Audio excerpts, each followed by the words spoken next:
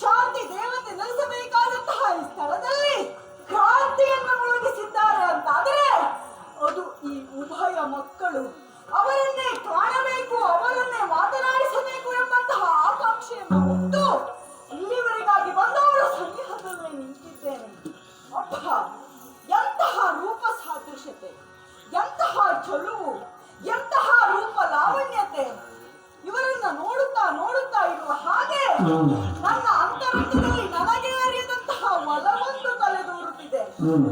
ಅಪ್ಪ, ಇವರನ್ನ ನೋಡಿದ್ರೆ ರಾಕ ಶಶಾಂಕರಂತೆ ಒಂದೇ ಪಡಿಯಚ್ಚಿನಲ್ಲಿ ಸಿದ್ಧಗೊಂಡಂತಹ ಎರಡು ಪ್ರತಿಮೆಗಳ ಹಾಗೆ ಕಾಣ್ತಾ ಉಂಟು.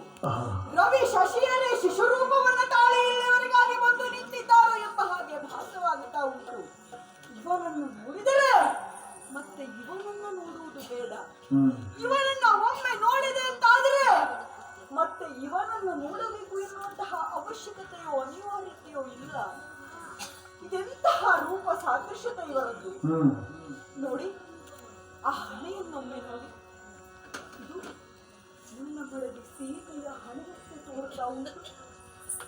ಇವನ ಹುಬ್ಬನ್ನು ಒಮ್ಮೆ ನೋಡಿದೆ ಅಂತಾದರೆ ನನ್ನ ಮಡದಿ ಜಾನಕಿಯ ಹುಬ್ಬನ್ನೇ ನೋಡಿದಂತಹ ನೆನಪು ನನಗೆ.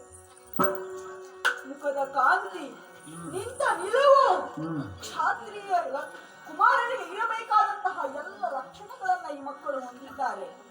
ಇವರ ತೇಜಸ್ಸು ಓಜಸ್ಸನ್ನ ಕಂಡಾಗ ಕೊಡುವ ಕಾರ್ಯಕ್ಕೆ ನಾನು ಬಂದದ್ದೇ ಹೌದಾದರೂ ಮುಂದಡಿಯನ್ನು ಇಡಲಿಕ್ಕೆ ಸಾಧ್ಯವಾಗುತ್ತಾ ಇಲ್ಲ.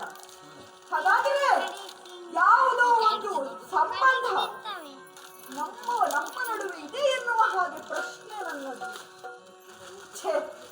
ಎಂತಹ ಆಲೋಚನೆಯನ್ನ ಮಾಡುವುದಕ್ಕೆ ಮುಂದಾಗ್ತಾ ಇದ್ದೇನೆ. ಇವರು ಸೀತೆಯ ಮಕ್ಕಳಾಗುವುದಕ್ಕೆ ಸಾಧ್ಯವೇ ಇಲ್ಲ. ಇವರು ನನ್ನ ಮಕ್ಕಳು. ಯೋಚನೆಗೂ ನಿಲುಕದ ಮಾತು. ಹಾಗಾದ್ರೆ ಯಾಕೆ ಯಾಕೆ ಮನಸ್ಸಿನಲ್ಲಿ ಇಂತಹ ಒಂದು ಮಮತೆ ಮೂಡ್ತಾ ಉಂಟು? ಇವರ ಬಗೆಗಾಗಿ ಯಾವುದೋ ಒಂದು ಒಲವು ಮೂಡ್ತಾ ಉಂಟು.